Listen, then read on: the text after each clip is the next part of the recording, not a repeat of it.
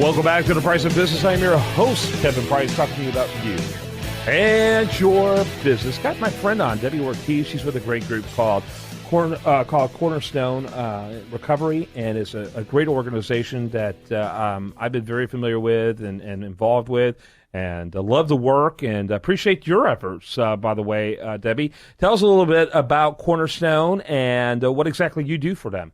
Thanks, Kevin. I appreciate it.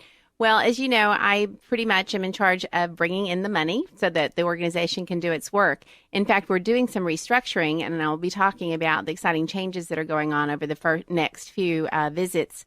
But one of the things is that I'm actually going to be over what we're calling the advancement in donor relations area. And it's in that context that I come into amazing volunteers like our guest today, who is Fred Dwyer, and I'm real excited to have him on. Fred, good to see you, man, and appreciate you spending some time talking about us. And why don't you kind of give us a little bit of background on your story and how you came across Cornerstone? Very few of us just decide one day, hey, I want to get involved with a group like that. We usually have compelling reasons. So talk a little bit about that. Sure, thanks, Kevin. And it really goes back years. My wife and I, we've in our 30s and early 40s, had always looked for somewhere where we could give back to the community, but we could never really find that place. And back in 2008, life takes you on some strange paths, and we found out that our son was addicted to marijuana. And it really impacted him, his brain. You know, the human brain isn't fully developed till you're in your early 20s, and he was 14 at the time. And so it really had a negative effect on him and his brain, and we got involved. We, like many families in crisis, look for help in the community, and we found Cornerstone. Mm-hmm. And since then, we've now found what we're passionate about and what we want to get involved in and give back to the community in, and that's helping young individuals with drug and alcohol problems trying to turn their life around. And we've seen that happen at Cornerstone and are very proud to be part of it. Yeah, absolutely. Debbie? So, Fred, I heard you're on our board now, and you just continue to get more and more involved. You are serving on our Sporting Clays event. So tell me what it is that keeps you here. You know, your son is, some time has passed since you got involved, and why are you personally involved? Right, and my son is not in the program anymore. He's now doing well. He's finishing up his junior year at the University of Houston, doing well. And we attribute a lot of that to Cornerstone. I stay involved because I feel like I've gained so much knowledge being around Cornerstone, and I want to share some of that knowledge with parents that are now going through what I went through back in 2008. I know how difficult it is, and being in a crisis mode, and now being able to share some of the experiences and knowledge that I've gained at Cornerstone with others is why I stick around. Yeah, absolutely. And I think it's also very important to keep on figuring out ways of giving back, you know, and figuring out ways and how to make a difference. And so, you know, there's nothing like the empathy one develops going through something like that. What would you say is the biggest takeaway in terms of how it's changed your life going forward, going through Cornerstone? Because family members who go in to support their kids usually walk away with just an extraordinary amount of changes in their own personal lives and how they look at things and how they go forward. Talk a little bit about that. Sure. I guess the real biggest takeaways would be I've learned to become more compassionate. This is a serious disease, addiction, very misconstrued in the general public. But I really feel that becoming a more compassionate person, yet holding my son accountable, holding myself accountable, are the things that I've really learned and have gotten us through crisis situations.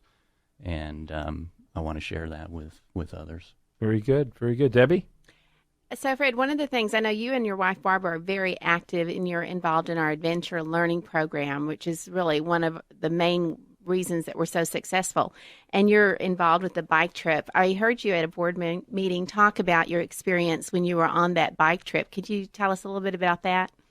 Sure. I had the fortunate experience last summer to go on a 2-week mountain bike trip, which is one of the premier things that the Adventure Learning Program promotes. And the trip was amazing. You know, we start out every day, and these are recovery trips. It's not just a bike trip. It's really a recovery trip. And what we do, we start out every day where we set goals or intentions for ourselves.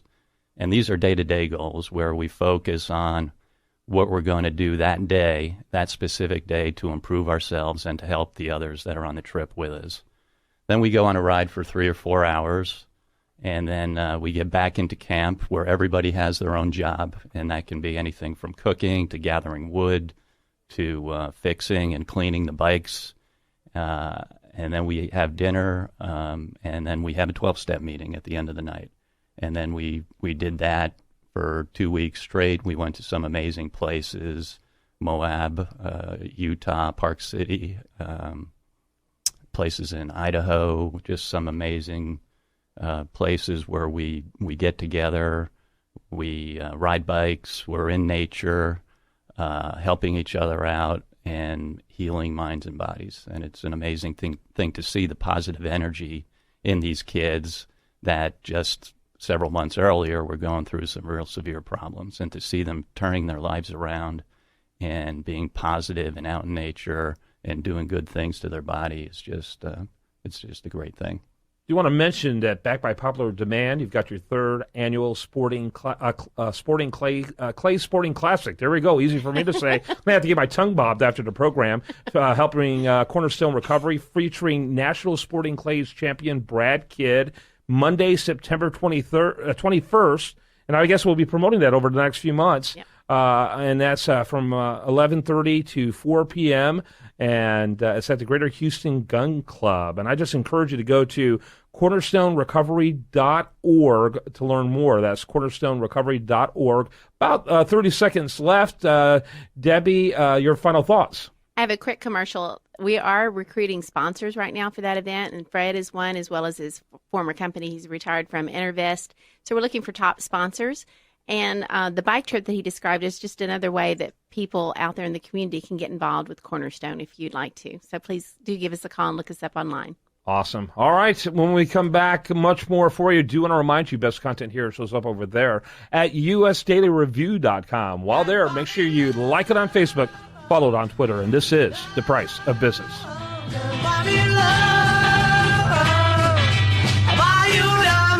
My friend, if it makes you feel alright, I'll get you anything, my